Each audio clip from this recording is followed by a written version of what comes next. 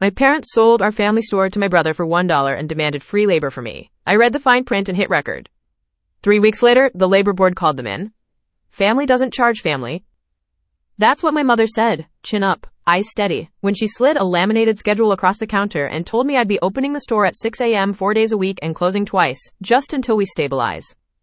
She said stabilize like we were all in this together, like my time was a rubber band that could stretch forever without snapping.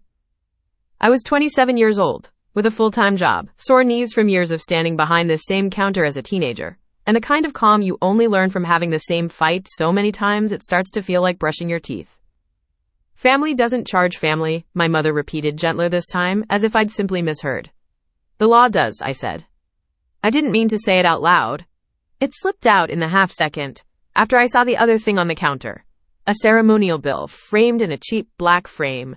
The words $1, taped beside a ballpoint pen signature. They'd done it. They'd sold Harbor Mart, our family's corner store, our before-school chore chart and after-dinner arguments, and every holiday we'd ever worked. Sold it to my older brother Jason for $1. I wish I could tell you I was surprised.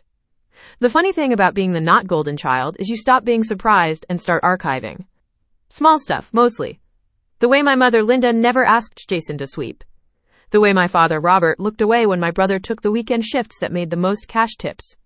The way Christmas Eve was apparently an all-hands tradition until Jason had plans. Golden children glitter. The rest of us keep receipts. So when they sold the store to him for $1 and handed me a schedule that looked like a second job with no pay, I didn't yell. I read the schedule, open 6 to 2, clean/stock.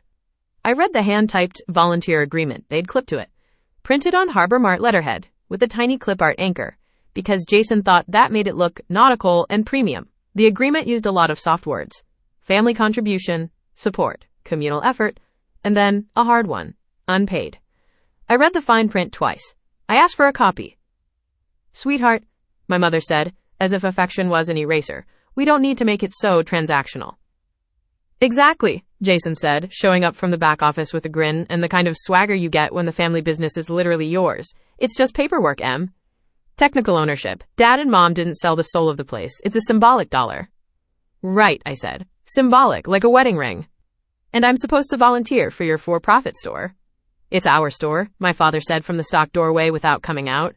He always did love the threshold between saying something and saying nothing. Is it? I asked. The answer, of course, was no. Not legally, not financially. Not when I'd gotten a text 2 nights earlier from my mother that read, and yes, I screenshotted it. Please come 6 a.m. tomorrow.